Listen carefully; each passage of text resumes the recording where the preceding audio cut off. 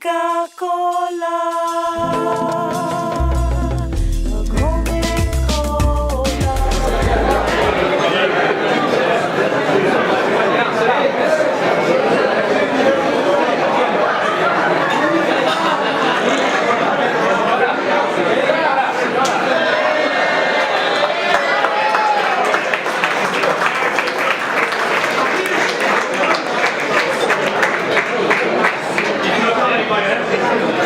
And now the unveiling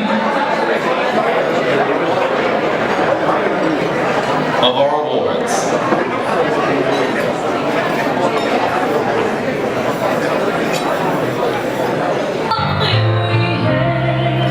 At the twilight's last gleam, whose rush streaks and bright stars through the perilous fight, o'er the ramparts we That's the number one condiment. And today I get this salad and I look down and I realize the plantain chip has replaced the crouton. So that's something we can all be happy about. Not only that, but I think we can all be extremely proud about the role that Latinos played in our electoral process this year. I mean, I think 10% of the voting population was Latino. That is something that everybody realizes that we have to start paying attention to this community, and they better start doing it now. So, I mean, this is a great event. And I want to thank, obviously, our sponsors, because without our sponsors, this event would not be possible tonight. So I'd like to thank our presenting sponsor, Laboratorio Buena Salud.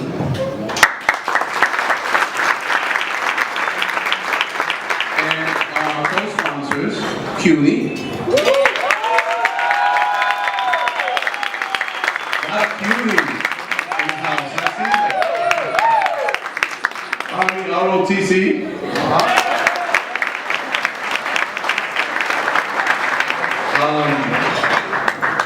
Inca Kola.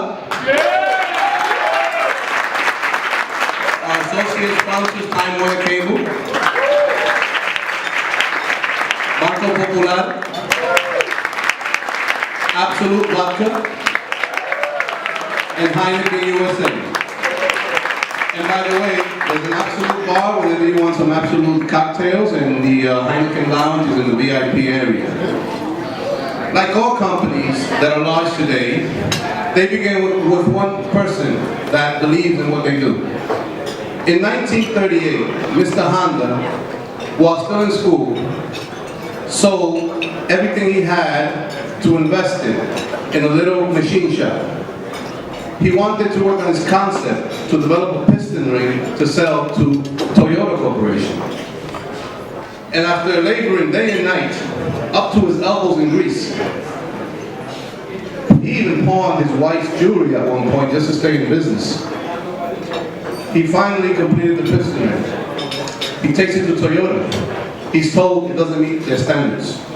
So he's sent back to school for another 2 years.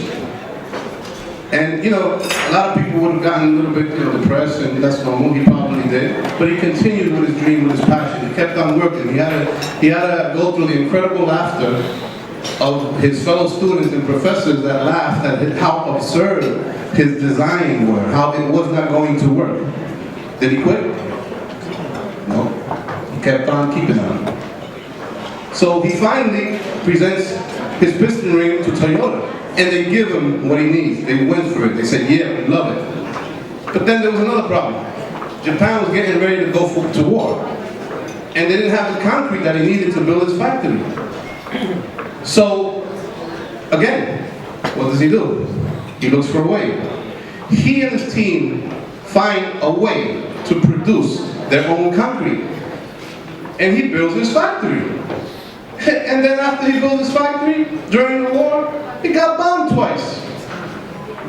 I mean, talk about, I guess luck, right? But what does Honda do?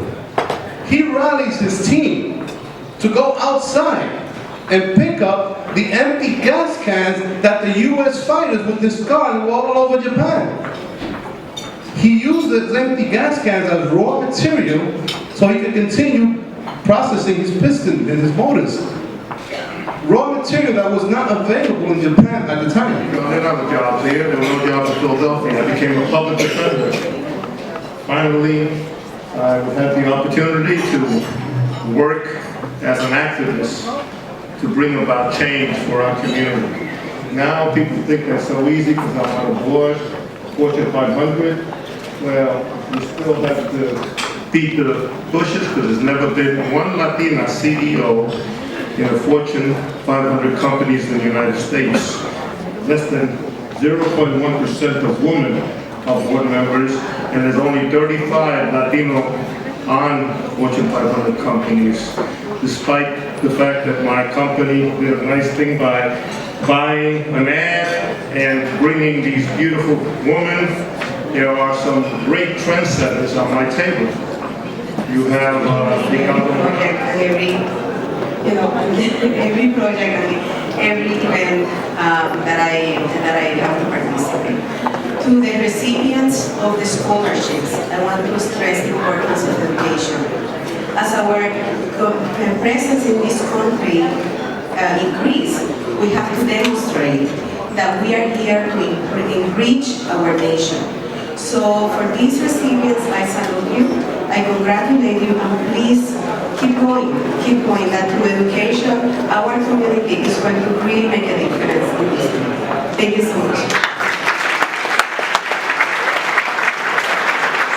That's our main concern, to be able to serve all the Latinos that reside in this great city.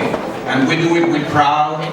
And at Telemundo 47, Noticiero 47, at 6 and 11, el Canal 47, siempre sirviendo para nuestra comunidad. We have expanded our news programming.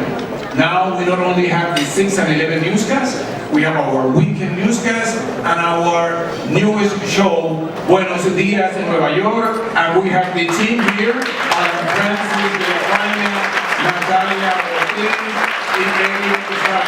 they are here, along with Johannes Molina. So you see, our main goal is to serve the community. And I always say that to have it... Not least, and I want to thank Juan Guillen for always making sure that the students receive our priority attention. Congratulations to all the scholarship winners, and in particular to 100 Hispanic women represented here tonight by President Millie O'Toole. Millie is in the house.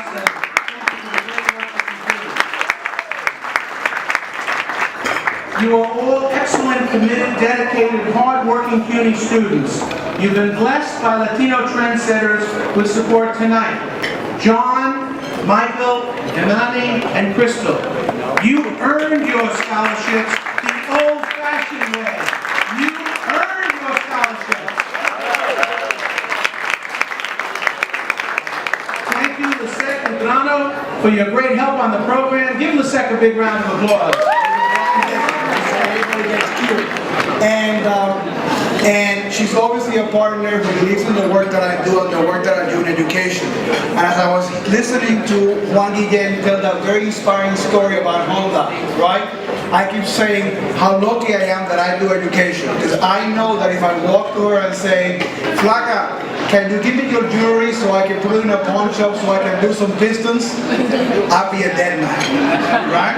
And so it's a good thing that I'm in education. She's supportive of that work, and I can do all that. And thank you so much. And to the Ostos family, it's a pleasure to be your president. Thank you so much.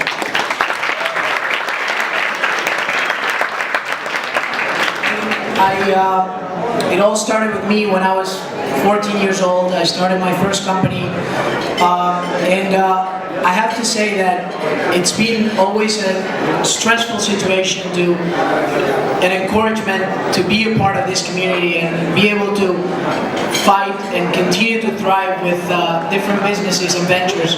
And I'm happy to be here today, and I thank Juan for having me here. I'm very happy, and again, you can talk. It's okay. I don't have anything. I didn't practice. It's okay. So thank you, Juan, and I'm very proud of being here. Congratulations to every one of you. I definitely don't deserve it as much as you all do. So big round of applause for all of you. Thank you.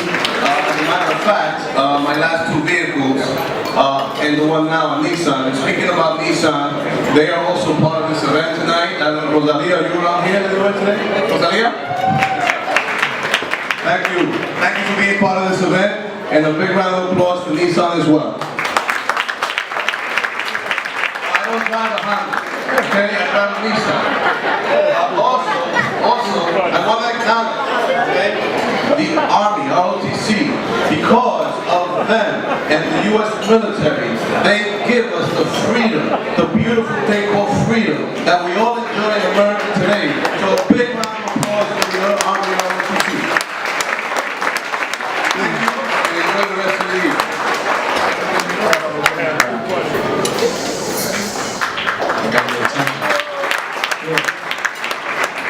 2003, it all started for me, this idea that someday I would go from the stoops of Brooklyn to the sands of Iraq and eventually to the screens of Hollywood.